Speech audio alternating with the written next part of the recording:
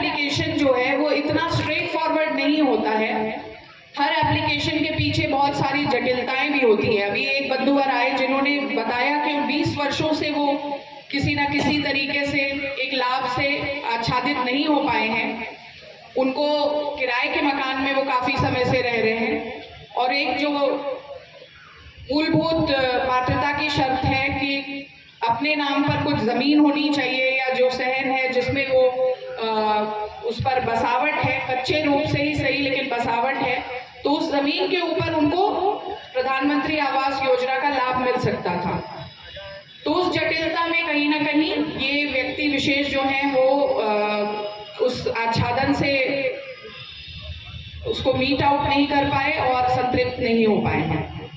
लेकिन दूसरे विकल्प फिर इस तरह के संवाद से निकल कर आते हैं और दूसरे विकल्प में अफोर्डेबल हाउसिंग जो मल्टी स्टोरी बिल्डिंग्स बनी हुई हैं उसके बारे में अवगत हुए हम लोग। और ये व्यक्ति अगर वास्तविक रूप से पात्रता इनकी है तो अफोर्डेबल हाउसिंग में कुछ ऐसे भी लोग होंगे जो शायद अपने आप को आवंटन करा चुके हैं लेकिन बाहर कहीं अपना आशियाना बनाकर रह रहे हैं। तो जो वाकई में पात्र व्यक्ति हैं उन व्यक्तियों तक सही मायने में लाभ पहुंचे और अनावश्यक रूप से जिन्होंने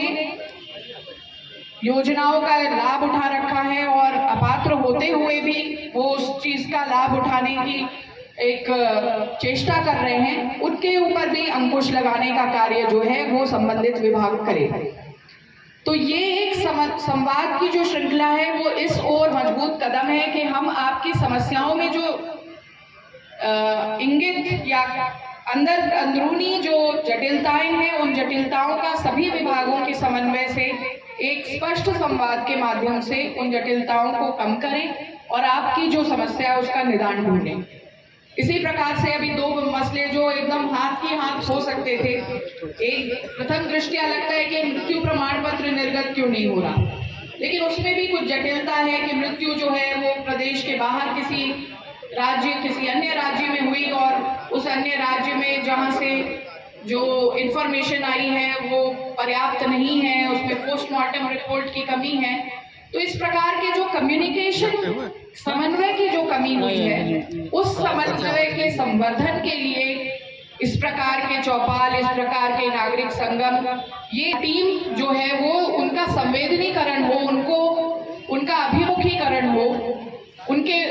उनके बीच भी इस संवेदना का भाव व्याप्त हो कि हर समस्या का अगर उसकी गहराई तक जाकर के निराकरण ढूंढने का प्रयास किया जाए तो निश्चित